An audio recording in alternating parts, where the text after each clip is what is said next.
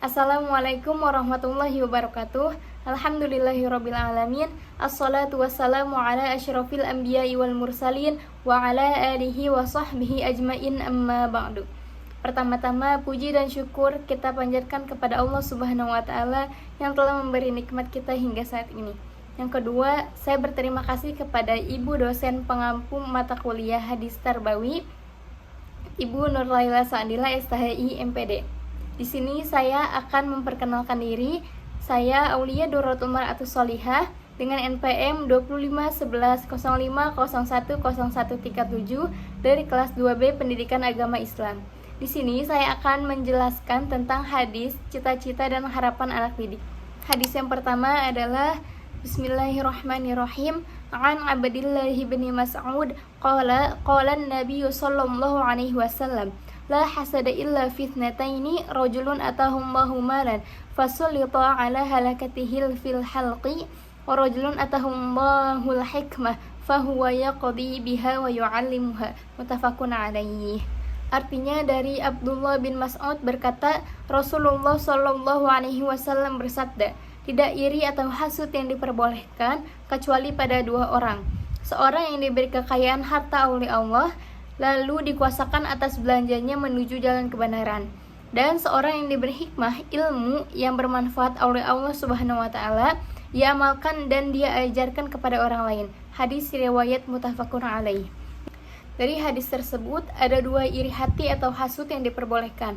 Yang pertama ialah harta benda yang dibelanjakan menuju jalan Allah. Contohnya seperti ketika kita ingin menyumbangkan sesuatu benda atau harta kita kepada orang yang membutuhkan atau kepada orang yang terkena musibah atau bencana.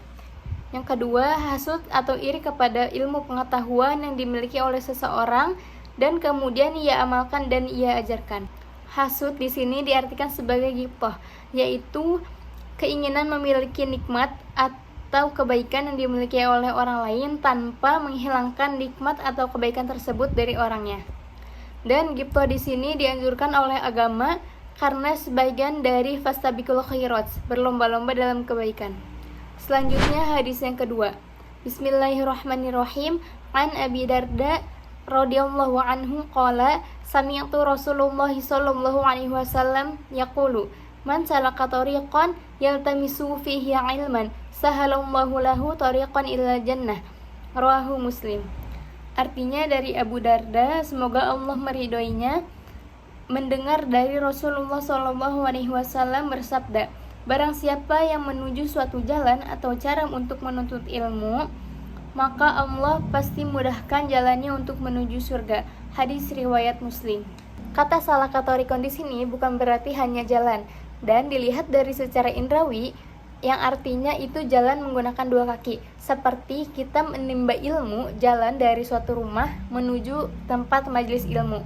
Namun mencakup juga secara maknawi, yang artinya hal-hal yang memberatkan selama perjalanan menuntut ilmu, mencakup seperti biaya dan waktu. Contohnya ketika seseorang menuntut ilmu dari satu desa ke desa lain, atau dari satu kota ke kota lain, bahkan dari satu negara ke negara lain, ia tidak hanya mengorbankan biaya dan waktu, tetapi mengorbankan juga perasaan untuk meninggalkan kampung halaman, meninggalkan orang tua, meninggalkan saudara, dan meninggalkan teman. Tetapi hal tersebut akan tergantikan apabila ia mendapatkan ilmu yang ia inginkan. Selanjutnya hadis yang ketiga. Hadis yang ketiga yaitu Bismillahirrahmanirrahim.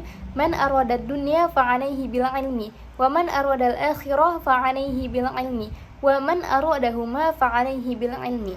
Artinya, siapapun yang ingin menghendaki keberhasilan di dunia, maka ia harus berilmu.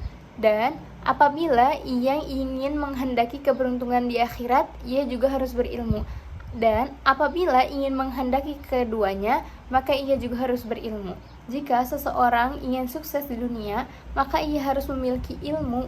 Dia harus mencari ilmu sebanyak-banyaknya agar ilmu tersebutlah yang membawa ia kepada kesuksesan. Dan apabila seseorang ingin mempunyai keberuntungan di akhirat, maka ia juga harus berilmu. Dan ilmu tersebutlah yang membawanya kepada keberuntungan di akhirat.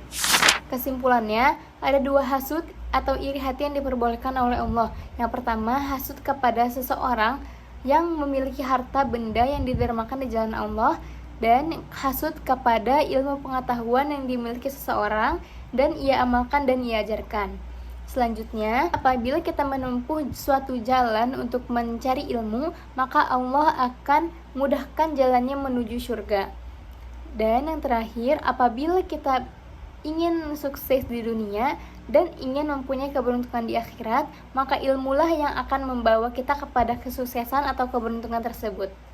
Cukup sekian penjelasan dari saya, kurang lebihnya mohon maaf. Wabillahi taufik wal hidayah. Wassalamualaikum warahmatullahi wabarakatuh.